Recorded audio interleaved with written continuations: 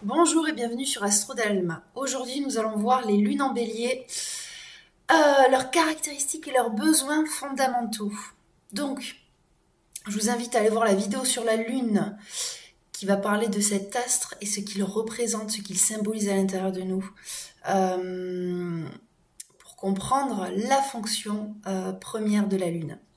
Donc, une lune en bélier est gouvernée par la planète Mars. Donc, on est sur déjà quelque chose qui est éminemment yang, actif, réactif, qui fonce. Donc c'est vraiment une lune dans ce signe. C'est le signe qui représente l'arrivée du printemps. Après l'hiver, quand tout dormait, quand tout était sous la terre. En fait, le printemps arrive avec une énergie yang très puissante, très forte, où tout naît, où tout est réinitialisé, tout commence à avoir une montée de vie, une montée d'énergie très forte. C'est le premier signe du zodiaque. Donc, on a vraiment dans la lune en bélier des personnes qui sont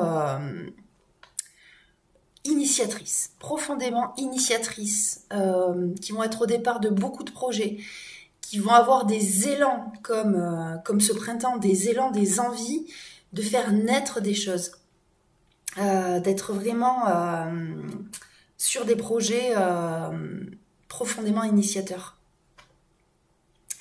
Donc, on a dans cette lune un fort besoin d'indépendance émotionnelle. C'est-à-dire que il faut qu'on ait cette liberté de pouvoir agir. Je dis nous, parce que je m'inclus dedans. Une liberté de pouvoir initier des choses, donc déjà d'avoir l'espace pour le faire. Ça, c'est un de nos besoins fondamentaux. C'est-à-dire qu'on doit être libre émotionnellement, libre de nos mouvements. Voilà, il faut qu'on ait l'espace pour pouvoir initier les choses. On a aussi beaucoup d'impatience qui marque cette lune, beaucoup.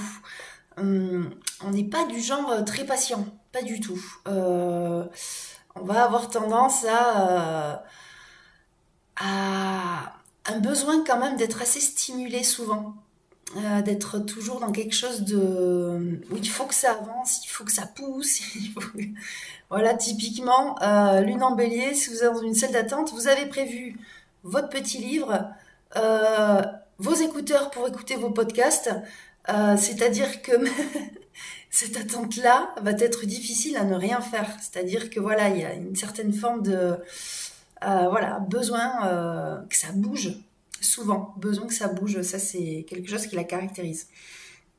Donc elles ont aussi beaucoup d'enthousiasme contagieux, de par leur élan initiateur. Elles ont la capacité aussi de rebondir très rapidement.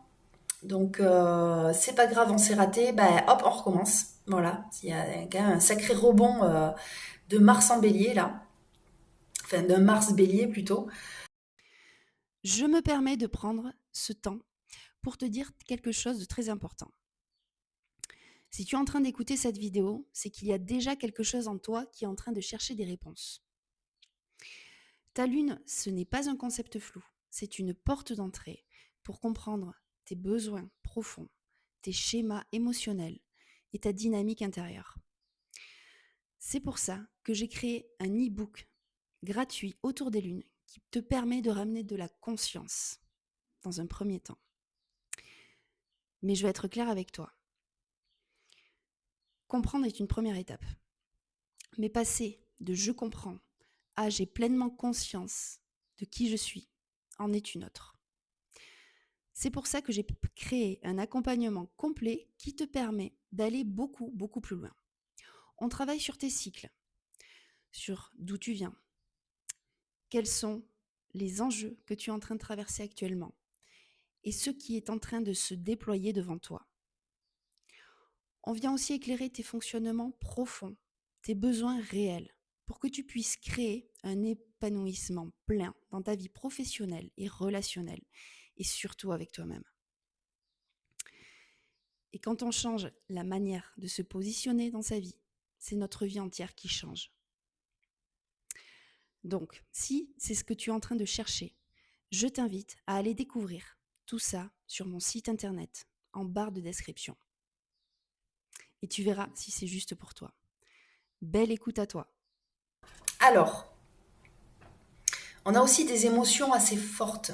Quelque chose qui arrive soudainement et l'émotion traverse. On n'est pas le genre de lune à mettre les choses à distance.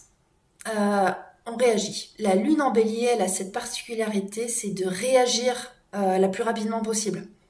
Voilà, c'est tout un travail de conscience et de sagesse pour réussir à mettre cette lune en mode wow, ok, il y a l'émotion. L'émotion maintenant, un petit pas de recul, ça nous permet de transmettre l'émotion peut-être de façon un peu plus posée, parce qu'on est quand même avec Mars. Mars, bam, ça peut péter, ça peut être très réactif, voilà, dans le bien comme dans le moins bien en fait.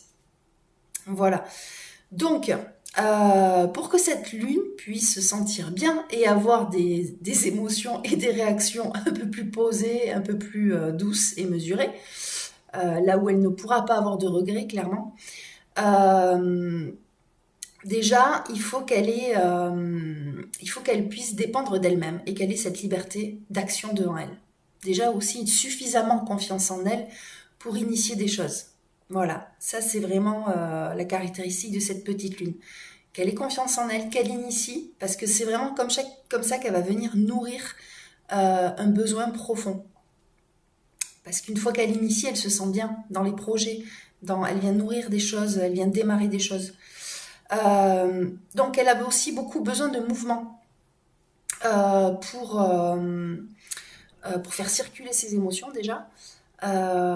C'est pas le genre de lune qui va rester dans un canapé, ou alors si elle le fait et qu'elle bouge pas et qu'elle peut vivre des choses intenses à l'intérieur d'elle. Mais le problème c'est qu'il faut qu'elle bouge, il faut que ça passe par le corps avec ce Mars Bélier. Pour que l'énergie circule et pour que tout puisse être transcendé. Parce que tout ce qui est émotif doit être transcendé, quelles que soient les lunes. Et chacun a sa petite façon de transcender. Donc elle a vraiment besoin de bouger son corps et elle a besoin aussi que ça sente que ça avance, que ses projets avancent, que voilà. Sinon, ça crée beaucoup de frustration et de nervosité chez cette lune. Voilà.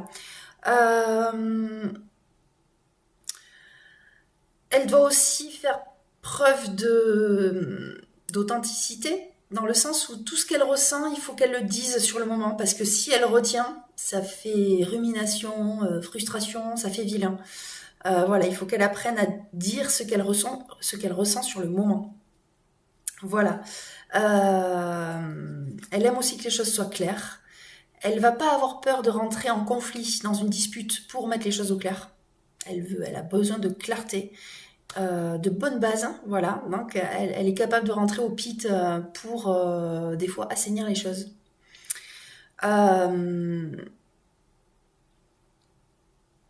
Voilà.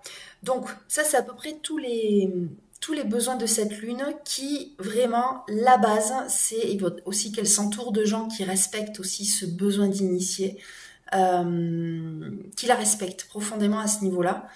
Parce elle peut initier des grandes choses. Elle peut être à la base de grandes choses et elle a besoin de relations qui soient claires, où il n'y ait pas de concurrence, où il n'y ait pas de jalousie, où il n'y ait pas de choses bizarres, parce que ça, elle va être radicale. La radicalité de Mars, elle va avoir tendance à switcher quand ça se passe comme ça. Donc, voilà. Pour cette petite lune, n'ayez pas peur d'initier, c'est ce qui vous nourrit. N'ayez pas peur d'être dans le mouvement, de marcher, d'être dans le mouvement du corps. Ça vous fait extrêmement du bien, les lunes en bélier, et ça vous permet justement de beaucoup mieux gérer vos émotions. Et voilà, je pense qu'on a fait le tour de cette petite lune. Si ça vous a plu, n'hésitez pas à le dire en commentaire. Si vous reconnaissez dedans, si vous avez d'autres caractéristiques, bien sûr, ça dépend du thème natal dans son entier, mais dans l'essence pure de cette lune, ce sont les besoins primordiaux que chacun alimente en ayant cette lune en bélier.